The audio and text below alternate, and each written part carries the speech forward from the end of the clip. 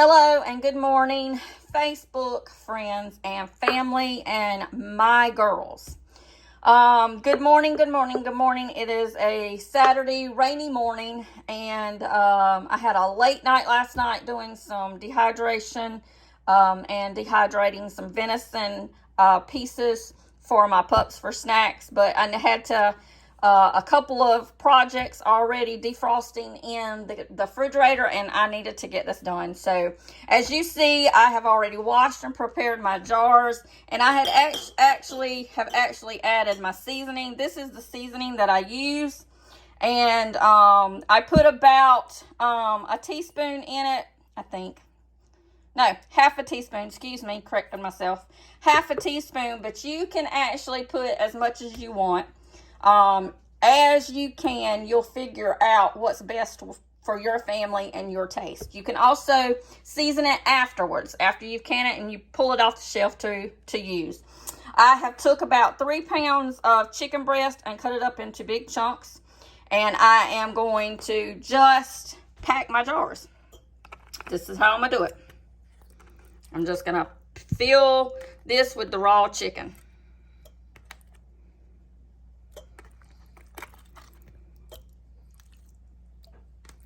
Now, I'm not going to pack this really, really tight because I want some chicken broth in it just in case I want to use this for like soups or for stews or something like that. So I'm not going to really pack it really, really tight.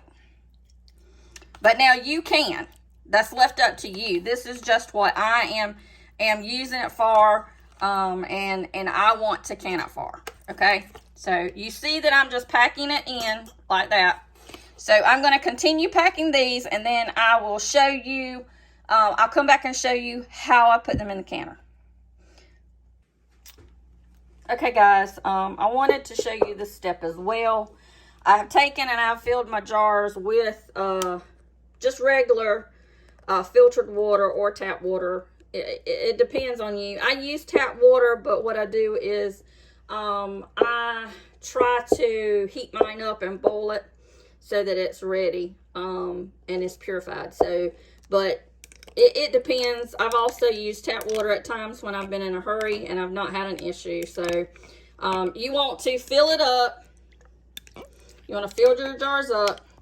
And then I always take my bubbler or stir, however way you want to look at it, and I get all of, I make sure that it doesn't have any air pockets or air bubbles in there. This is just a debubbler, they call it. Basically, it is a long plastic stick with a metal, yeah, I don't know if you can see that. A metal magnetic piece on the bottom. I mean, on the bottom. And that is to grab your lids. So.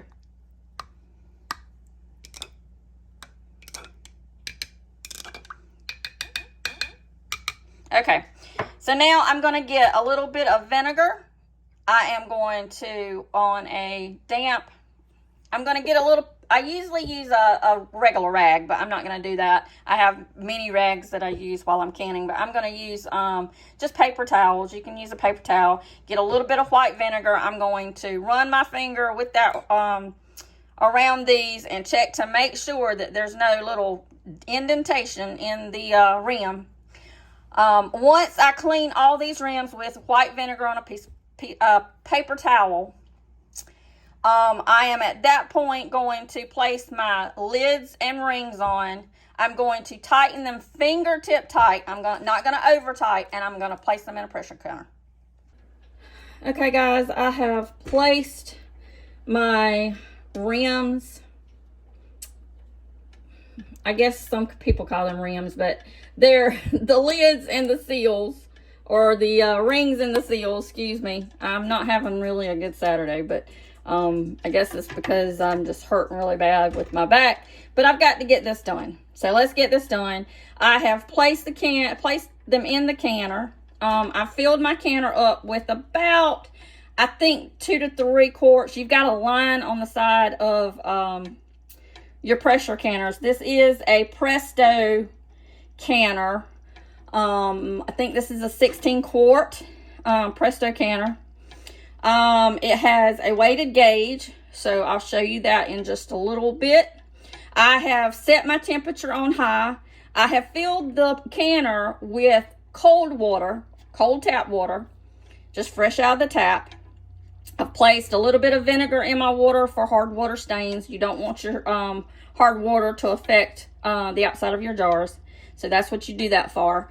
And I have placed the jars in my canner.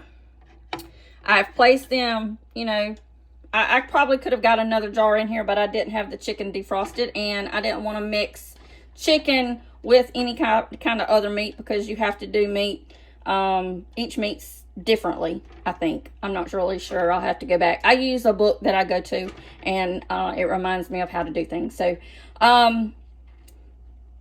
anyway, here we go. We're going to bring it up to a slow temperature.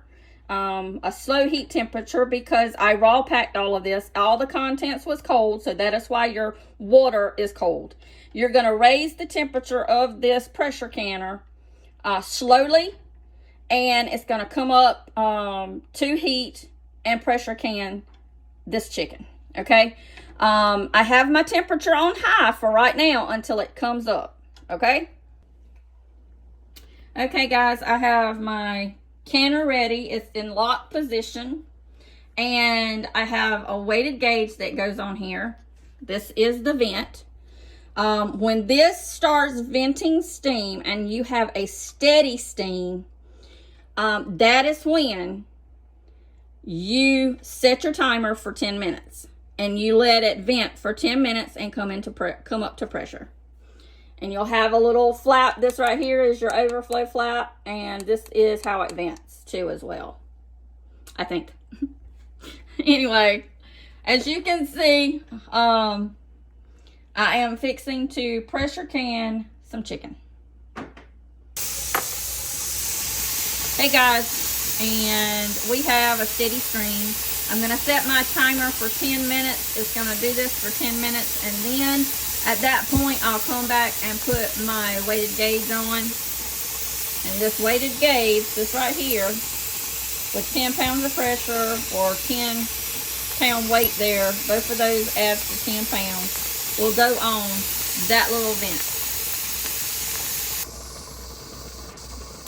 Okay guys, I have came back in. It's been 10 minutes, and it began to constantly have a full steady stream. Set the timer, did 10 minutes, it came up to pressure. Now I have placed my weight on the stem where it was venting. At this point, I will wait until this starts rocking. When this starts rocking, I will actually turn my temperature down, and usually I turn my temperature down for constant heat to about a 5. You want a steady rock with this weight. It will start rocking, and you want a steady rock, but you don't want a heavy rock. And I will show you that when it starts rocking. Okay, friends and family, girls. Okay, this is what I mean by it's rocking, okay? We want it to rock, but we want it to rock a little bit more less than that, okay? So I'm going to turn my press or my heat down. I'm going to turn it down to about a 5. Usually that's where on my stove it kind of is. You don't want it to completely stop rocking. So, you know, that's the one thing that you're going to have to kind of play around with, is that. You don't want it to completely stop. You want it to continue rocking. If it stops rocking, then you've got to start the process all over again. So you definitely do not want that. So mine is usually about a 5. So that's what I'm going to wait on and watch it. And then I will set my timer again And I'll have to look at this again with my timer. But we will set the timer for that pressure. And I have a little app on my phone that is a canning app, so it tells me how long it has to continue to do this, okay? And I'll come back and I'll let you know that. All right, so here we are, and I have turned my pressure down. Well, the heat, I'm sorry. I've turned my heat down. And like I said, mine is about a 5. I probably could go a little bit less than that, but I've always done just from high heat to 5. I have like a dial setting, so mine is on a 5. I would say probably that would be medium heat, maybe medium high heat, you know. But you're going to have to just kind of work with your stove to see what it does. This will actually go, and this will continue to pressure can for 75 minutes, and it is an hour and 15 minutes if you want to look at it that way. I've already set my timer, and we will wait until that happens. At that point, I will slide it off the stove onto a coal burner, which is next to it, and then we will wait till that heat and pressure comes down. At that point, this little lever right here, back here, you see that? I don't know if you can, there you go. Okay, you see that little lever right there? All right, that, when everything is cool and the pressure is off, okay, it will go back down. That's when you know it's safe to release this canner and open it up.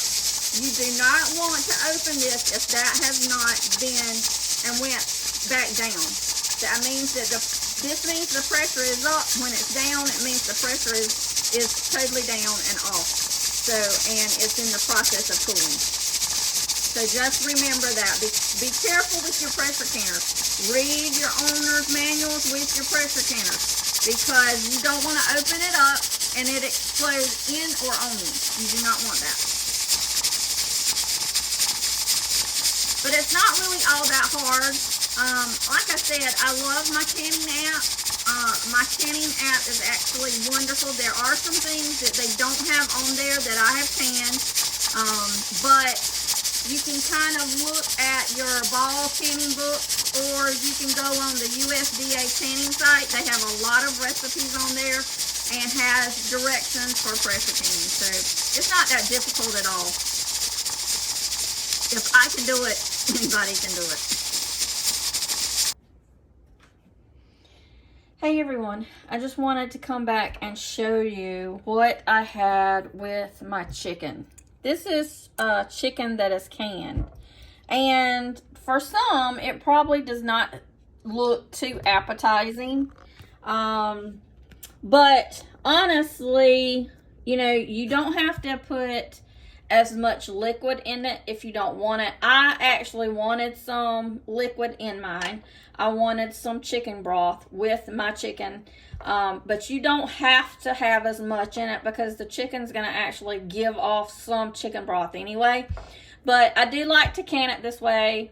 Like I said in the other videos, I like to do this for maybe homemade chicken salad.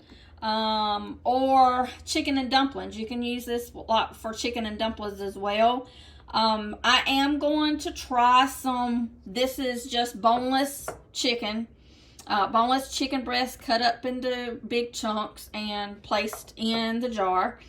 I do want to try some with the bone, and see how it comes out. See how it comes out to use in other recipes is actually what I'm going to do. But I just wanted you to see it and kind of look at it. I know, you know, some people call it ugly chicken because it does look so ugly. But it's really quite good when you've actually taken and placed it to do chicken salad or something of that nature. I am going to try some turkey like this as well, but I hope this helps some of you with your canning, and I hope we continue to try different things I'm going to place this on my YouTube channel and my Facebook page pertaining to canning. I have a lot of people that are interested in canning and they have questions and wanting to start canning but don't have a lot of experience in canning. So that's why I have actually started doing a lot of this. Also started doing a lot of this because of my children. I'm hoping that they'll get into it as well later on down the road. This saves you so much money sometimes.